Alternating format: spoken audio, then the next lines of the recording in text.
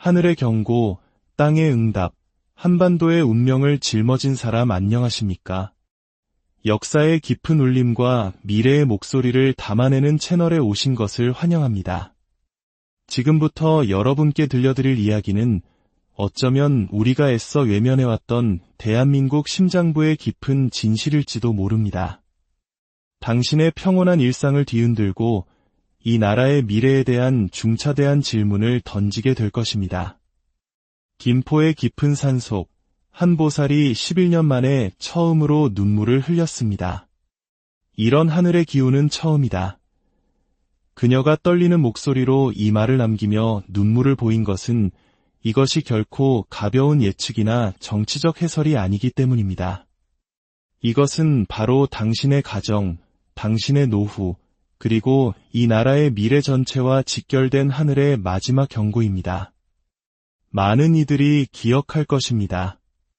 그녀가 마지막으로 눈물을 흘렸던 날은 온 국민을 슬픔에 잠기게 했던 2014년 4월 16일 세월호 참사가 일어나기 바로 하루 전이었습니다. 그리고 지난 8월 그녀는 또다시 하늘의 거대한 변화를 감지하며 침묵 속에서 눈물을 훔쳤습니다. 하늘이 마지막 패를 준비하고 있으며 이것은 단 한 사람의 문제가 아니라고 했습니다.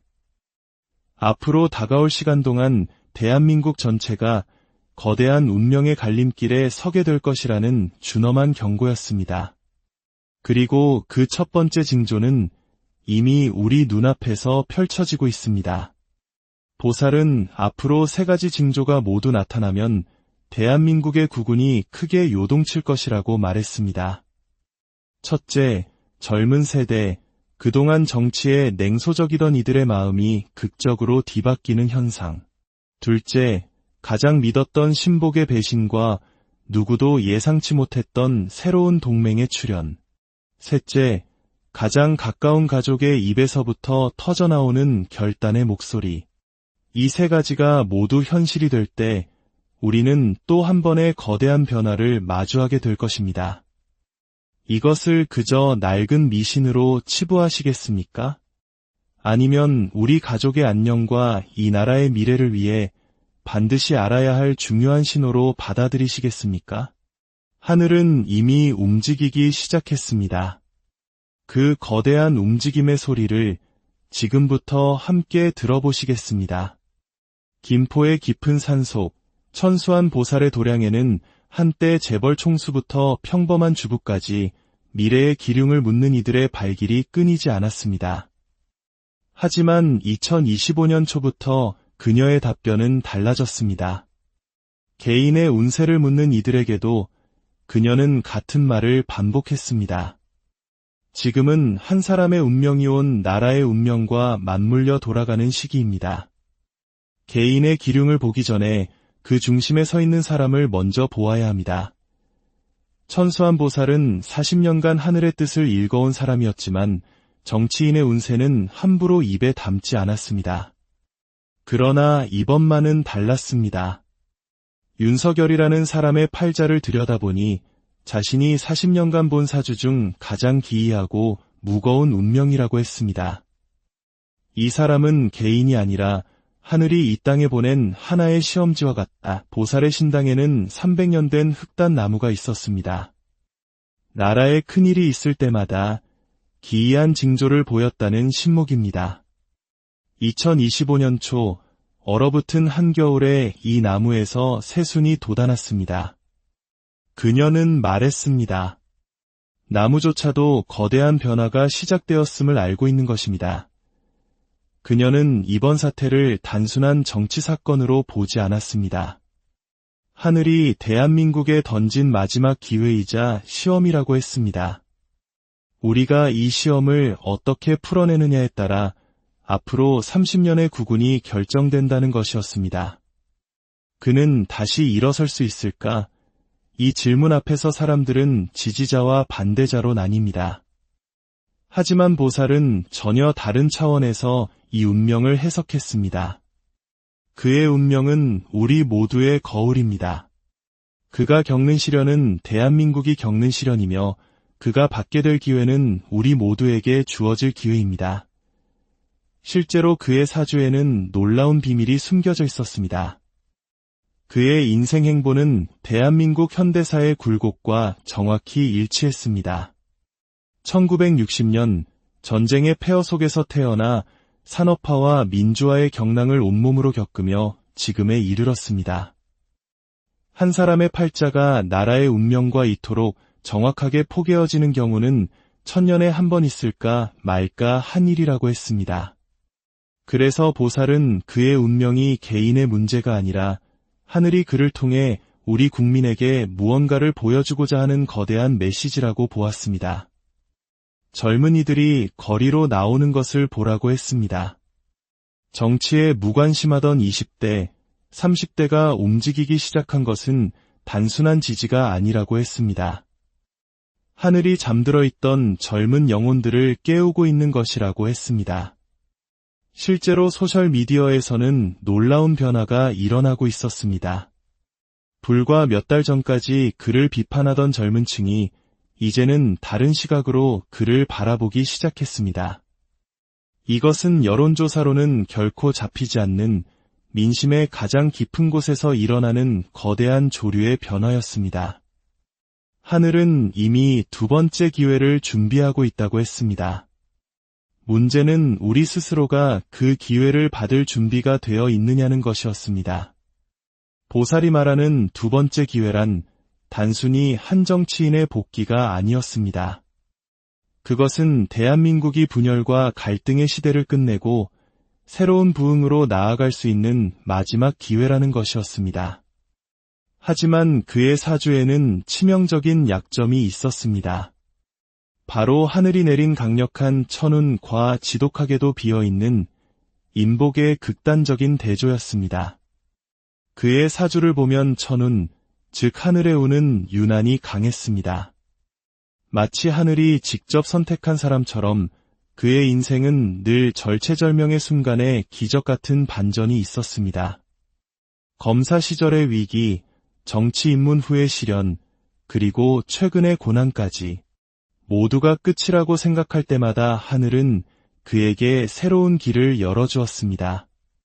보살은 올해 가을, 음력 8월과 9월 사이에 그의 천운이 다시 한번 크게 발동할 것이라고 확신의 찬 목소리로 말했습니다. 하늘은 아직 그를 포기하지 않았다는 것입니다. 하지만 문제는 텅 비어버린 인복이었습니다. 인복이란 좋은 사람을 만나 함께 일을 도모하는 복을 말합니다. 충성스러운 참모, 믿을 수 있는 동료, 진심으로 돕는 조력자. 그의 주변에는 늘 사람이 많았지만 진정한 그의 편은 없었습니다. 보살은 산속에 홀로 우뚝 솟은 나무를 가리키며 말했습니다. 저 나무처럼 그는 늘 혼자였습니다. 아무리 뿌리가 깊고 줄기가 튼튼해도 거센 바람을 함께 막아줄 숲이 없다면 언젠가는 부러지는 법입니다. 이것이 그가 큰 뜻을 품고도 제대로 펼치지 못한 근본적인 이유였습니다.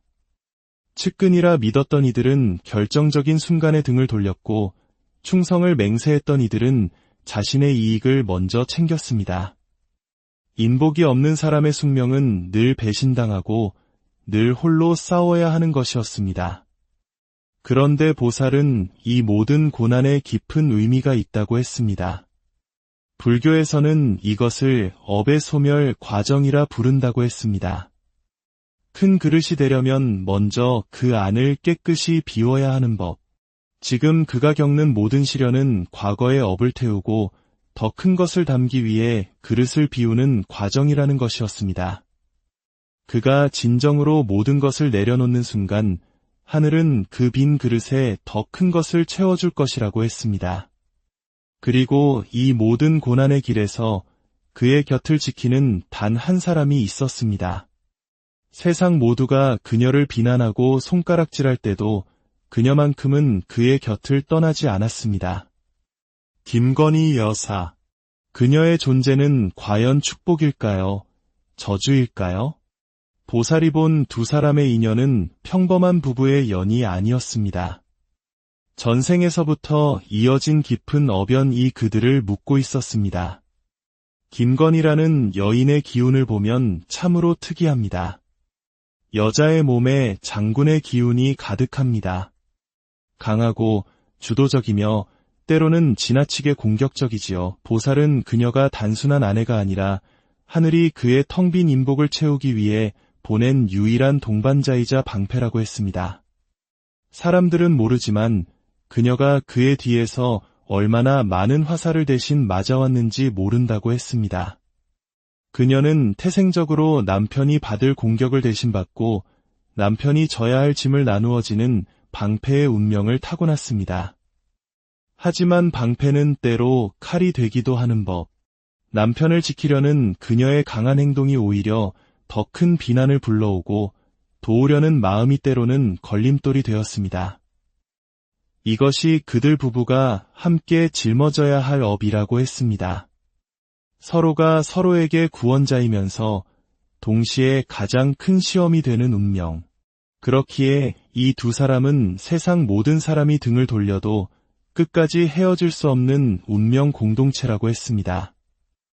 보살은 이 부부의 관계가 지금 우리 사회에 던지는 메시지가 있다고 했습니다.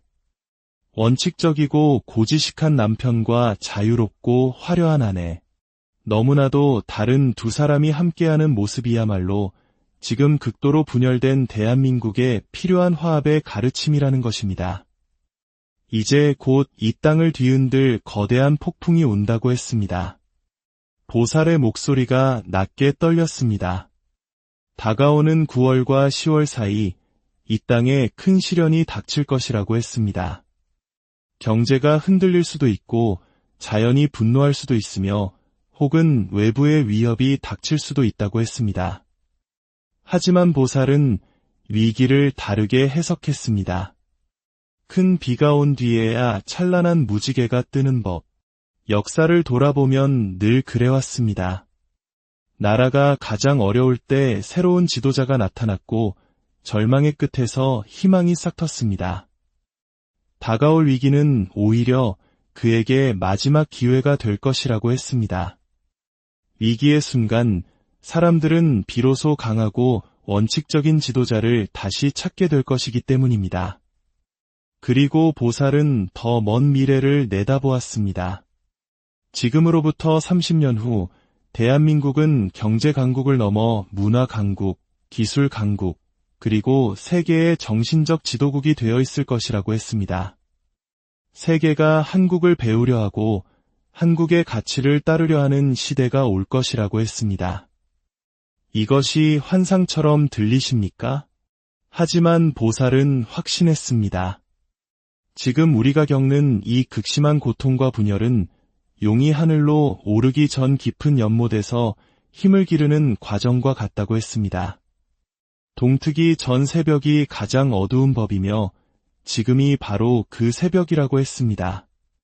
두 번째 기회는 거저 주어지지 않습니다. 그가 다시 일어서려면 그리고 우리가 위기를 기회로 만들려면 무엇을 해야 할까요? 보살은 단호하게 말했습니다. 그는 과거의 자신을 완전히 버려야 한다고.